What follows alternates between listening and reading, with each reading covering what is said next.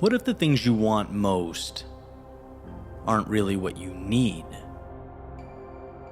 In fact, what if your struggle, pain, sadness, and despair, the very things you're hoping and praying go away, are in and of themselves the gift, the miracle, because they are messengers bringing you what you could never have obtained otherwise.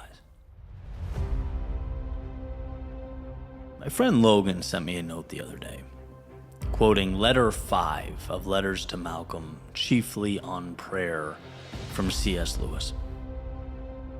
The voice note basically said, "Eddie, I know you're going to love this." And he was right. I was floored, so moved that I couldn't help but pass it along to some friends, and now I want to share it with you. So, in the same vein as Michael Scott from The Office writing on the whiteboard, "You miss 100% of the shots you don't take. Wayne Gretzky - Michael Scott." I'm going to quote my pal Logan quoting C.S. Lewis. Lewis said, "If God had granted all the silly prayers I've made in my life, where would I be now?" He then essentially implies that perhaps the prayers that are not answered end up giving us more than the ones that are. That maybe our greatest opportunities come from battling through our difficulties, from seeking to find the value in hardship rather than wishing the hardship away. So it's not that we shouldn't be praying.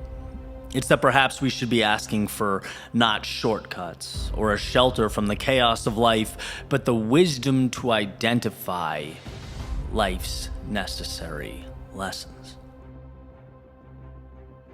And oh man, what a beautiful reflection. What if we stopped praying for the painful circumstances to be taken away and instead asked what he wants us to get out of them? It's not, "Please take the storm away." It's, "Where can I unveil strength amidst the storm I didn't even know I had? Where is the value dispersed amongst this valley of despair I find myself navigating?" Part of life is understanding that quote-unquote misfortune is unavoidable. But along with that is understanding that lives are changed and fortunes are made when we are pushed to our max, when we are tired, lonely, scared, defeated, unsure. See, these are the things that teach us to gather ourselves and rebuild stronger, like muscle breaking down to grow back greater than before. You can pray to be dropped at the end of a 10-mile run, but how self-defeating, right? The substance is the journey.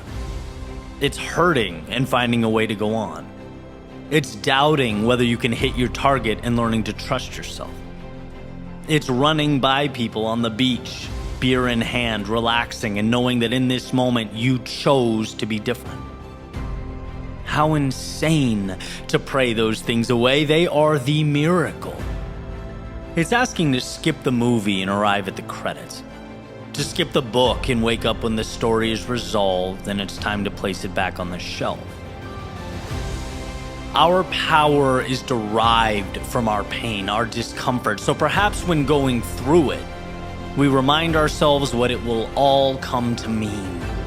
We revisit the fact that just because the value appears invisible through the storm doesn't mean it's not there.